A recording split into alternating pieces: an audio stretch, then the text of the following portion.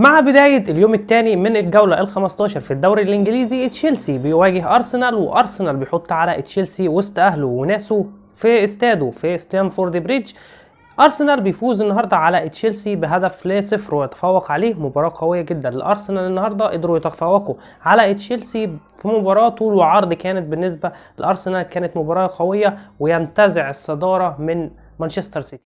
وتاني حاجة هنتكلم عنها النهاردة هي مباراة أستون فيلا ومانشستر يونايتد. أستون فيلا النهاردة كان أول مشاركة لإمري تشان كمدرب لأستون فيلا، وفي مشاركته الأولى حط جامد جدا النهاردة على مانشستر يونايتد، وقدر إن هو يتفوق عليهم ب3 أهداف لهدف. حتى الجول اللي جابوه كان هدف عكسي، لاعب أستون فيلا هو اللي سجله في نفسه. فكك بقى من المباراة، تعالوا بقى نتفرج على كريستيانو رونالدو وهو بيتجه للمصارعة وبيسيبه منكار كرة القدم وبيتعارك مع اللاعب مينجز. تعالوا نشوف اللقطة دي ونرجع لكم تاني. مش كده وبس يا معلم، ليفربول النهارده كانت في مواجهة توتنهام، ومحمد صلاح قدر ان هو يقتنص الفوز النهارده على توتنهام بهدفين مقابل هدف. سجل هدفين محمد صلاح، والسجل هدف توتنهام هو هاري كين.